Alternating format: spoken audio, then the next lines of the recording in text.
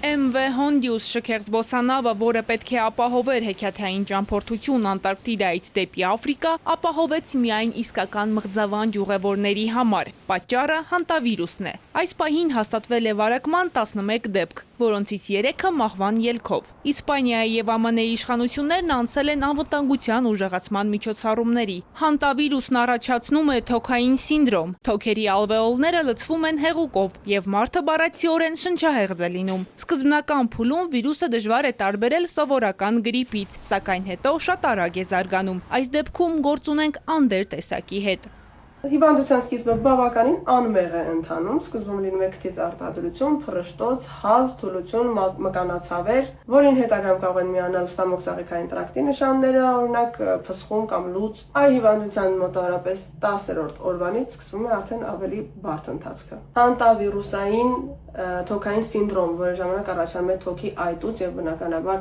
շնչարգելության նշաններ։ Եվ երկրորդ նշանը, որը միանում է, դա երիկամային հեմորագիկ տենդն է։ Երկու վիճակն էլ բուժման շատ դժվար են ենթարկվում, բնականաբար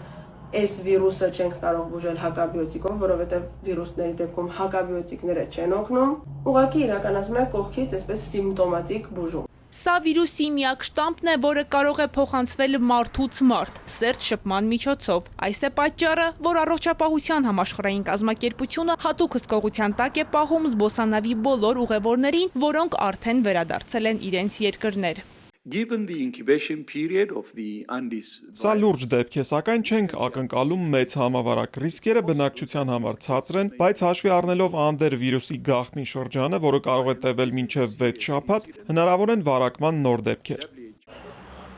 Իսկ ինչ վիճակ է Հայաստանում։ Մեր երկրում վիրուսի տարածման ռիսկը գնահատվում է շատ ցածր։ Հիվանդությունների վերահսկման եւ կանխարգելման ազգային կենտրոնն ուշադիր հետևում է միջազգային զարգացումներին։ Այս պահին ոչ մի ճանապարհորդական կամ առևտրային սահմանափակում չի կիրառվում։ Հայաստանում կան անհրաժեշտ թեստերը հնարավոր վարակը հայտնաբերելու համար։ Եկեք փորձենք լինենք լավատես, որովհետև այս տեսակ ագրեսիվ վիրուսները հիմնականում շատ մեծ տարածում չեն ստանում։ Այս ռիլը ընդամենը ինֆորմացիա է։ Այնուամենայնիվ կարևոր է հիշել, որ հանտավիրուսի առաջացման աղբյուրը կրծողներն են, առնետներն ու մկները, այնպես որ հիգիենայի կանոնները պահպանելն ու կրծողների հետ շփումից խուսափելը մնում է լավագույն կանխարգելիչ միջոցը։